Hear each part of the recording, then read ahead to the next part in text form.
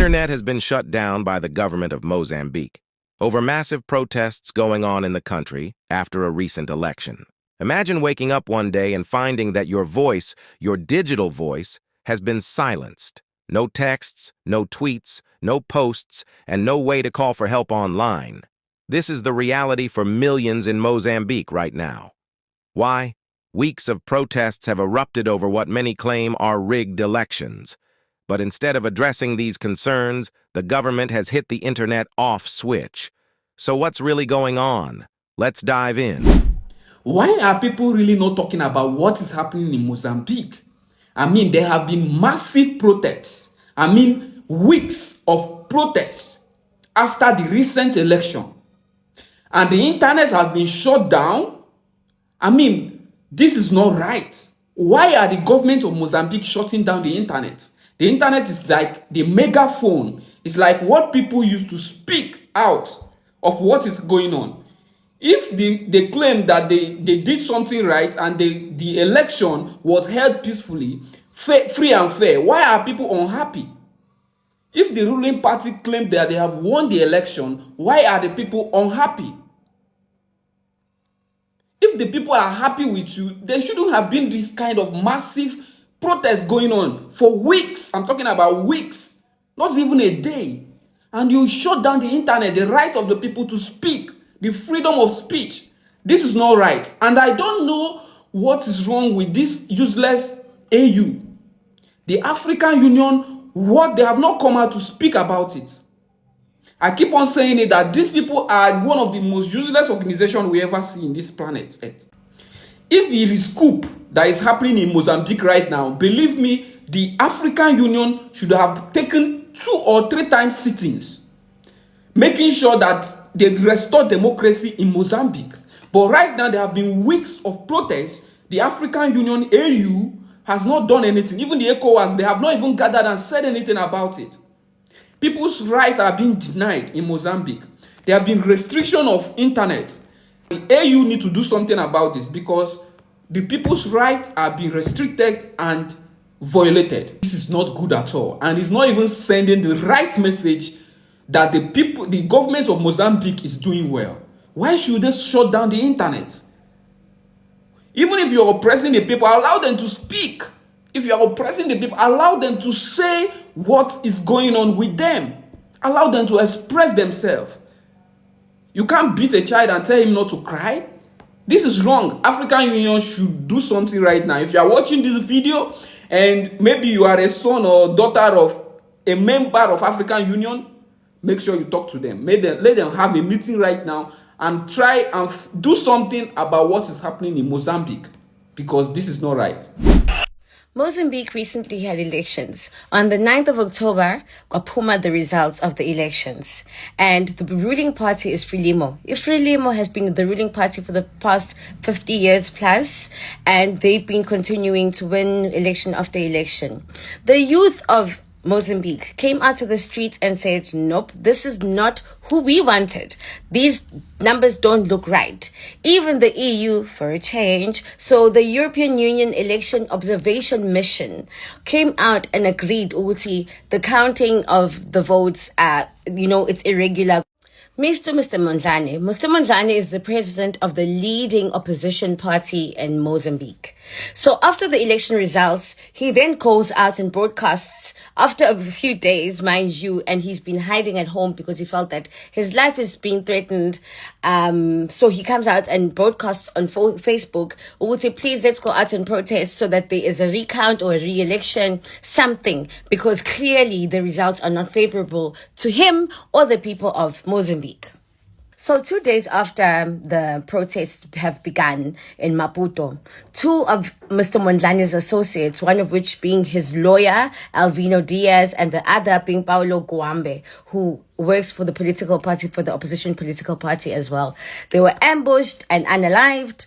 And it is believed by Mr. Mondlhane that this is a political attack. It's not a coincidence at all, and which then led to more protests and more youth coming out. 11 of these young people that have been in protests so far have lost their lives, unfortunately. Social media has been cut off from Mozambique completely. So this has been ongoing for the past 2 weeks. Now tell me this, why is the US throwing money in a form of a loan to Mozambique in the midst of such an unrest? When there are so much uncertainties all around. Who are you entrusting with this loan? Not only in mining, but in energy as well.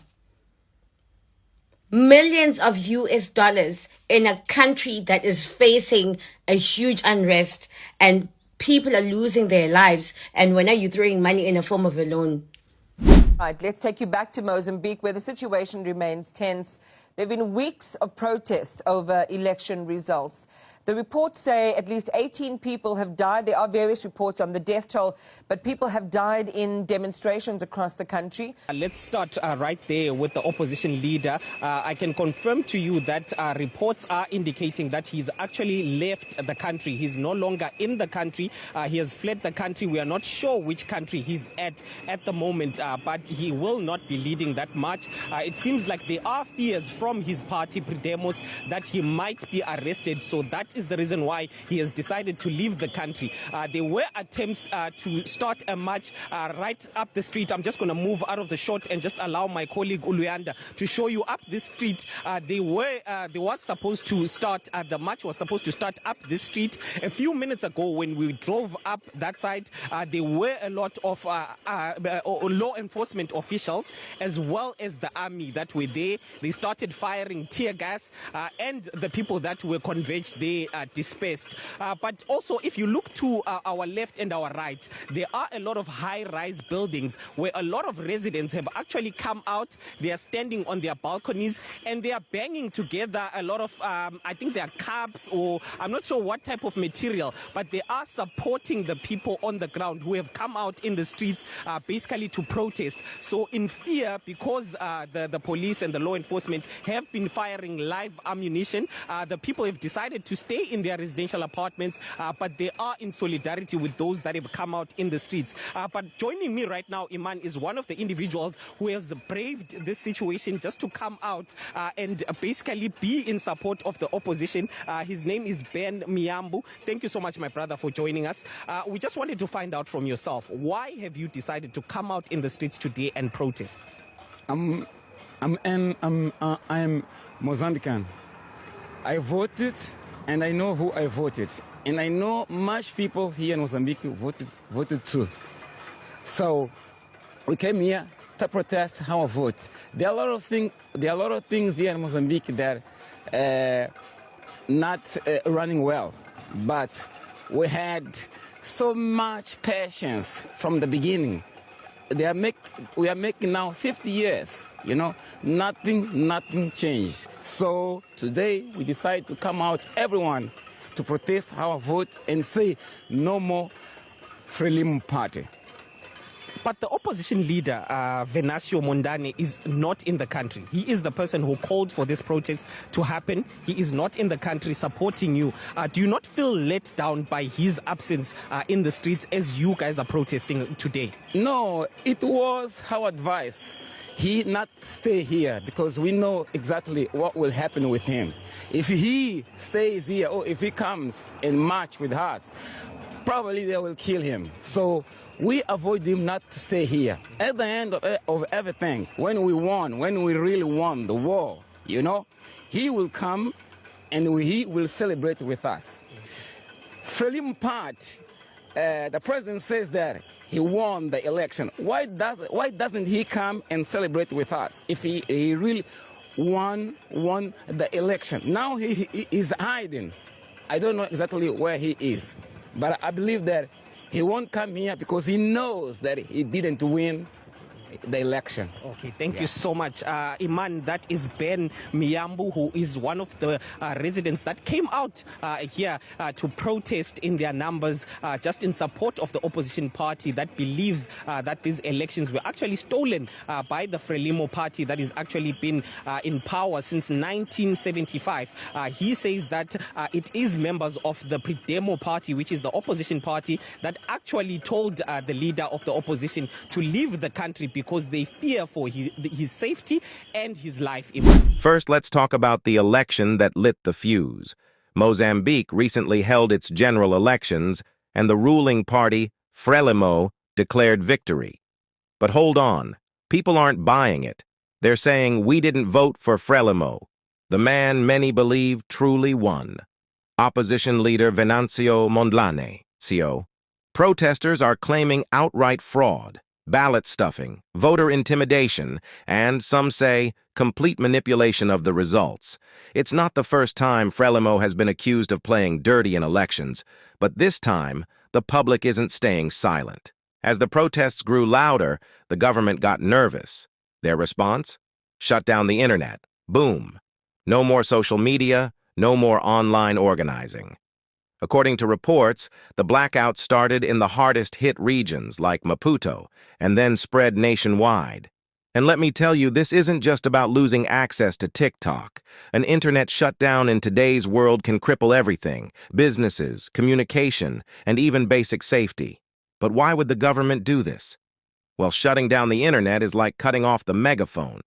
If people can't share videos of protests or organize demonstrations online, the movement loses momentum, or so the government hopes. Experts say that these shutdowns are a classic move by governments under fire. In the last few years, we've seen similar tactics in places like Iran, Myanmar, and Ethiopia. But Mozambique's blackout raises serious questions. What are they trying to hide? So where does Mozambique go from here? The protesters aren't backing down. Even with limited communication, they're finding ways to gather, to make noise, and the international community is watching closely.